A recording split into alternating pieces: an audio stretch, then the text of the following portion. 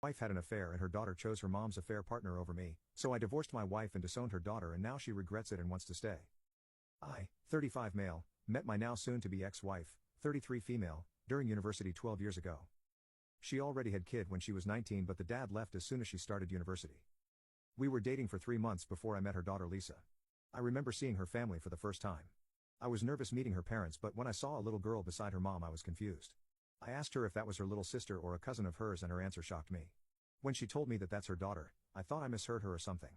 At first I wanted to dump her for hiding something so crucial from me but she kept on begging for me to stay, and eventually I relented and soon enough I started to fall in love with her daughter and wanted to be her father figure. Our bond grew stronger over the years and in early 2019, before the pandemic hit, we got married. In late 2021 I adopted Lisa and in early 2022 my wife gave birth to our son Mark.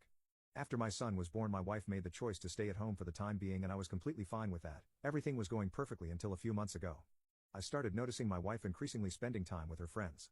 At the time, I didn't say anything since, in my mind, being at home all day probably meant eating at her, and I didn't want to seem controlling. The thing that made me suspicious was her constant texting and going out of the room for calls. She never did that for anyone besides this one friend of hers. I asked her about it but she gave me some vague answers about gossip. The moment that took it too far though, was when I came home last week and saw her outside talking on the phone. This wasn't out of the ordinary. I remember seeing my son on the floor crying alone. I was pissed at my wife for just leaving him alone in the house but when I went to pick him up and smelt the horrible stench coming from him, I was beyond furious. His diaper seemed like it hadn't been changed since that morning. I quickly changed his diaper and rushed outside with him in my arms. I was beyond pissed. I snatched her phone from her hand and bolted back inside. I locked my wife outside to have a talk with this friend of hers alone.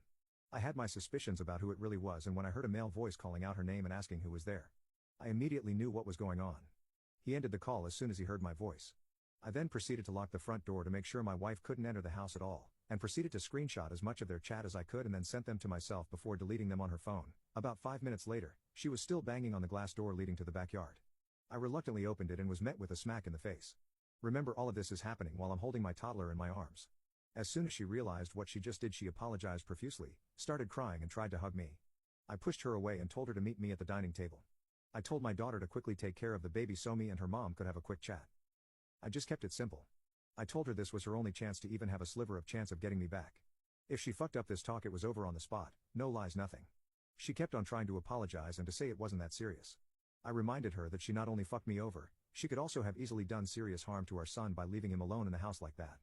I then simply asked who? For how long? And did they slept together? She replied with her ex-boss Daniel, 6 months, and she didn't answer the last one, so I kept on reminding her that this was her last chance. She then just simply nodded. I then asked her if they did their protections. To this she started crying and started begging me for forgiveness. She said she would block him then and there, would never contact him again, and that I could do it with any woman I want from now on, yada yada. I guess Lisa heard the commotion and came downstairs. I told her to go back up but she just walked to my wife and asked her if I knew about Daniel. Up to this point I was calm but upon hearing this, I swear even I started tearing up. I asked Lisa if she knew all along and she said yes.